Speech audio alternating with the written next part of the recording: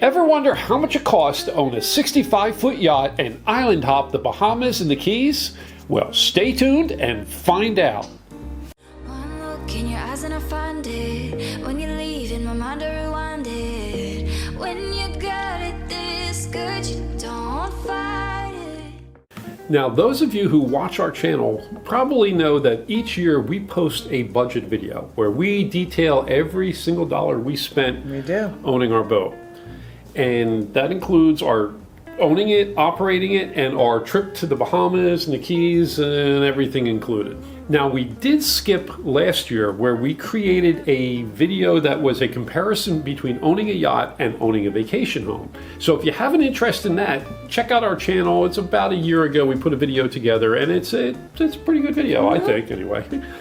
Now, for those of you who do not know our channel, we're Ed and Lynn, and we own a 1979 Hatteras 58 motor yacht, which we take to the Bahamas, we take to the Keys.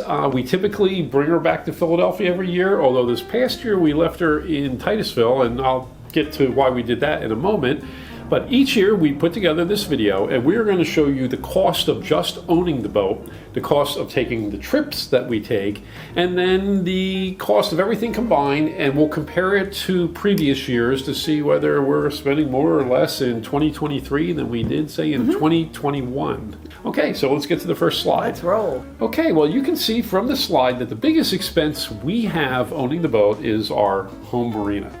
Now, normally our home marina is in Philadelphia, but last year we left her in Titusville, Florida, and we were very lucky to get into the marina in Titusville. It's a difficult marina to get into. It's very popular, and, well, we just got lucky. We knew a couple of people who had boats there, and then openings showed up, and they contacted us. An opening for a boat our size showed up. Exactly. And so we have a slip there, and it cost us approximately $8,100 a year to keep our boat there.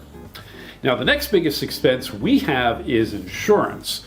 Insurance was $5,700 this past year, which, although I'm not happy about it, it's a bargain compared to the year before where we spent... And what it's going to be this year. Yeah, I know. The year before it was $7,200. It dropped to whatever, $5,200. For whatever reason, I have no idea. I didn't complain. Just got my renewal form last week.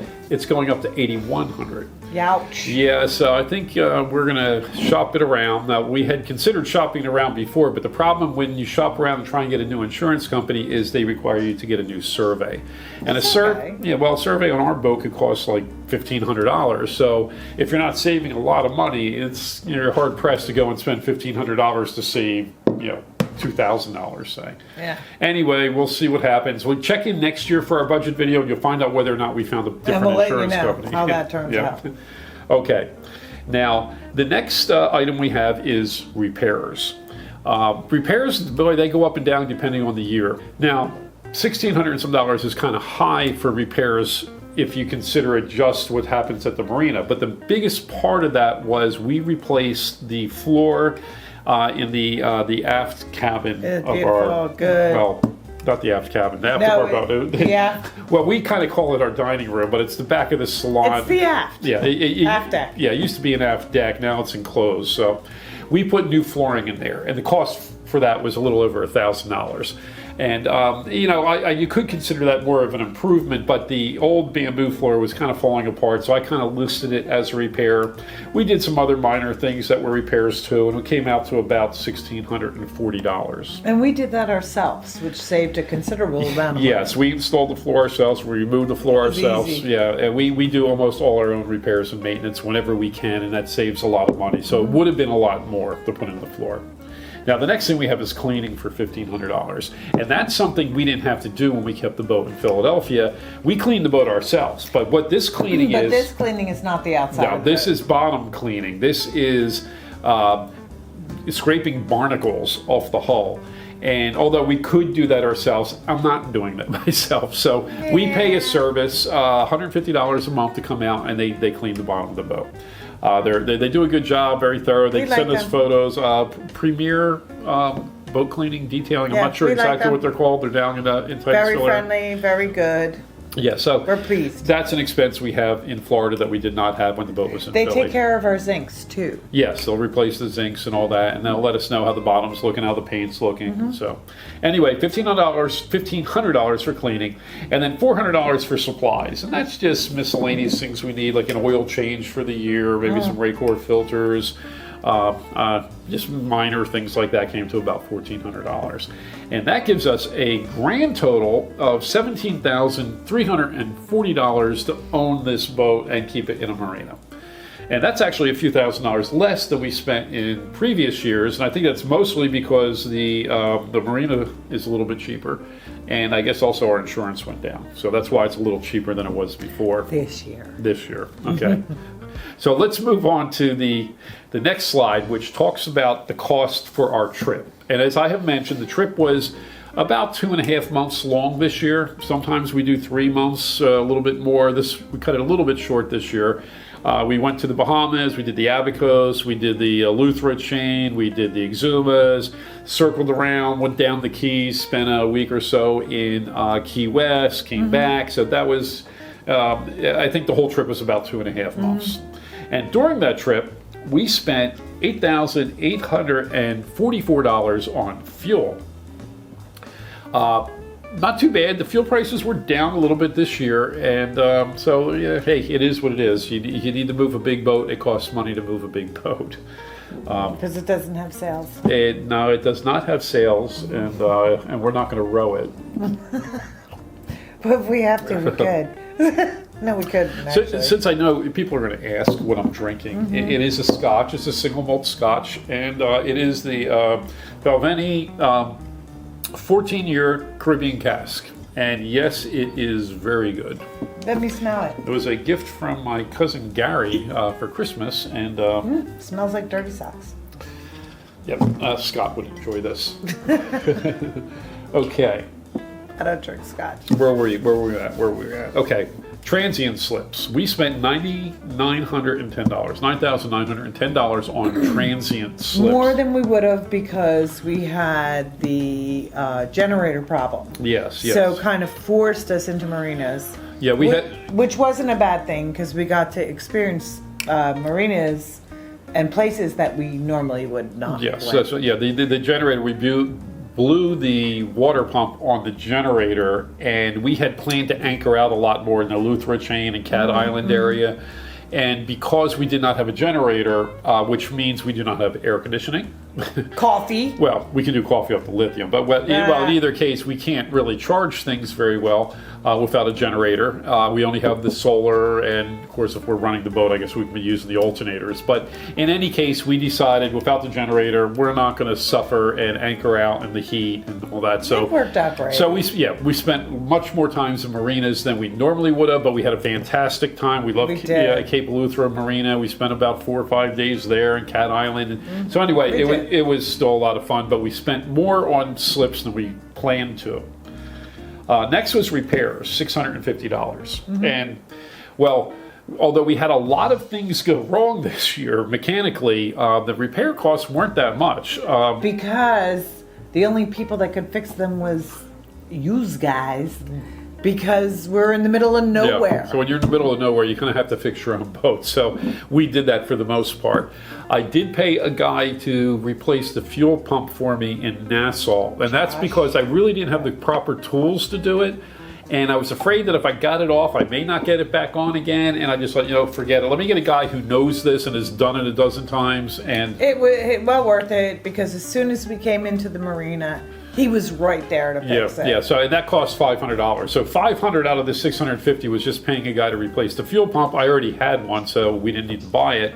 We had some costs for some shafts, the blower shafts. I think they were only like $85, and the pump itself, for the generator, that I don't think that was more than like $100 either. It was a very common pump. They use it on tractors. So anyway. The cost for repairs, considering all the things that we had go wrong, was not very much this year. So we're happy about that. Yeah. After that, we have supplies, and these are supplies that are related to traveling on the boat, like oil, more Raycor filters, things like that, air filters. I think we had more Raycor filters because when we went to cross do the crossing from Fort Pierce to the Bahamas. It was kind of rough seas, our first attempt. Oh, that was Sailfish Marina. That's where we crossed. Did we cross some Sailfish? Yeah, that's right. We crossed. So it was rough, and I think we just like knocked the bugs off the top. Mm-hmm. But now we alternate our bio. Well, we didn't put. I don't think we put enough of the fuel additive, the bio whatever additive that you put to kind of keep the algae growth down in the diesel tanks. We're used to a certain amount that we were doing in Philly for a while, and I think we should have upped it when we were in Florida. So I think as a result, we got more algae in our fuel tanks than we're used to. That blew through a lot more racors than we're used to blowing through. So we kind of like fuel filtered our own fuel, but we are also alternating our algicide too. Yeah, I heard that's a good thing to do. Like, do like every couple of months, use a different algicide depending we're doing that this year. We'll see if it helps. Other than that, it was just tips. Now, tips are, flipping a 10 or a 20 to the dock hand and the guys at the fuel pump, things like that. We spent about $430. So altogether, that came out to $20,529 was the cost of the trip. And that's pretty close to what it costs us every year for the trip, I think. We usually spend more on fuel, but less on slips. Well, we'll see. I'm going to do a comparison a little bit, and we'll see. Now, the next slide is total cost. This is combining everything, the trip, owning it, doing what we do on our channel. This is what it cost us. A home marina, $8,100. The transient slips, $99.10. Total fuel, $88.44. Total repairs was $22.90. Insurance, of course, $5,700. Cleaning, $15. Supplies, $10.95, and tips, $4.30. Total cost $37,869, and that's what it cost us to own our boat and do what we did last year as far as trips. Now, let's compare that to 2021. And I think I have a slide here. There we go, 2021.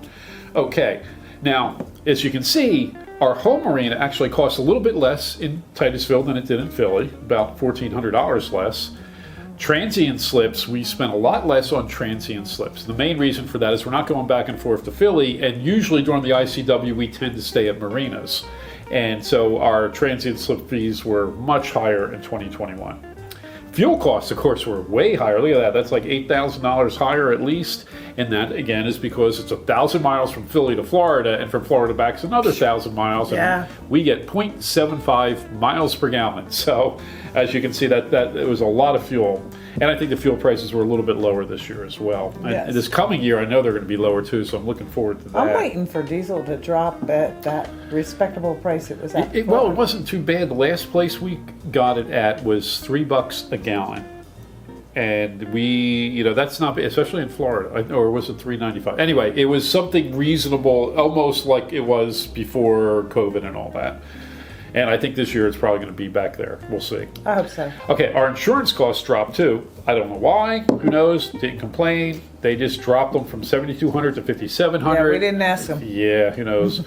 Cleaning, of course, $1,500. Supplies, well, we did a little bit better on supplies this year. Now, by supplies, what do you mean? Toilet paper or what? No. Just the racors, the oil, things that, wear and tear, or things that, not regular household items, things that the boat needs. Okay. And then tips. Tips were less too because, we stayed at less marinas, therefore there's less people to tip. And so altogether, total costs this year, $37,869 versus $51,922 just 2 years ago in 2021. So we actually spent, $14,000 less this year. So that's great because I know we did tip higher than we usually do this year. Yeah, we did up the tips, but there was dropping 20. There was fewer people to tip though, I guess. So okay. Well, the next slide includes money cost, and let me tell you why I bring that up. Now, our boat, it's worth roughly, I'm going to say $250,000. Now, if I didn't own the boat and I had the $250,000 in my hand,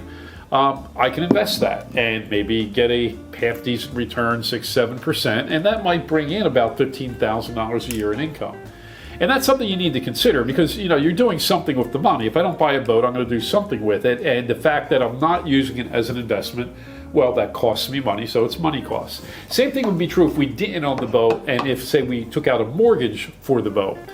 because then I'd have mortgage interest to pay, and that would probably be about $15,000 a year too. Yeah. So it's something to consider if you're going to own a boat and you're going to put out $250,000 or whatever you're going to do. There's something else you could have done with that money, and you should throw that into your calculations. At least I do. Okay, so that would make the grand total $52,869 versus $66,922. Still less than the year before. Now, there's one more thing I want to throw into the mix here, and that's improvements.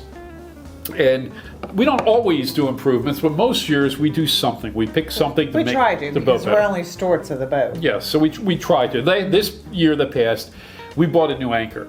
Now, we didn't have to buy an anchor. We had a CQR anchor, which was perfectly fine. We also had a Danforth on board. But I love our new anchor because it's shiny, and I love shiny. Yeah. Well, we ended up getting the Mantis M2, and we got it in stainless steel. That's beautiful. Yeah, it does. It looks beautiful. They gave us a great deal on it. So you can see from my charger, I paid $2,700, which was a fantastic deal.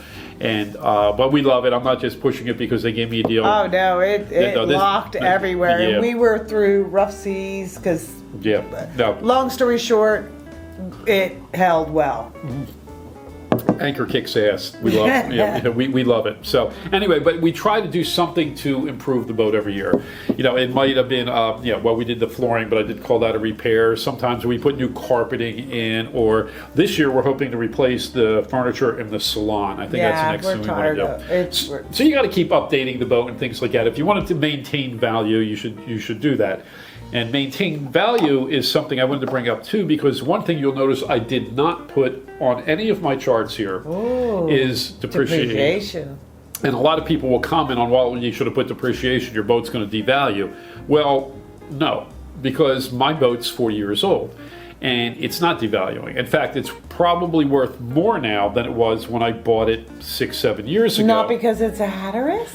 Well, yeah, it's a good name, so that maintains value too. But here's the thing, if you're going to buy a new boat especially, or even a newer boat, you're going to have to factor in depreciation. You're not going to be able to sell that boat for what you purchased it for. But when you do what we did, which was buy a 40-year-old boat, or even just an older boat. Yeah, well, the depreciation, it's already built in, as long as you maintain the boat. I mean, you cannot find a boat of our quality and maintained as well anywhere for less than what we paid for it. So there was no depreciation. Yeah. So I'm not including that, but you should consider it if you are buying a newer boat or a new boat, especially a new boat. You're gonna lose a ton of it in depreciation. So. And they break anyway. Yeah. We know a lot of people with brand new boats are like, oh, we got a new boat because we don't want all the problems that you guys have with the old boats. They have just as many, if not more. Well, maybe not just as many, but every boat has a problem. Yeah. So.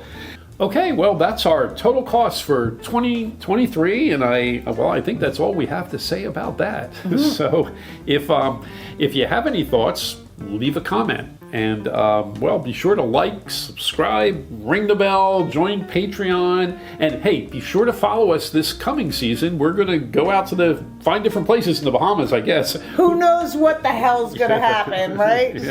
No idea, but I'm sure it'll be an adventure, and we really do appreciate you guys joining us on the journey. We do. Cheers. Cheers.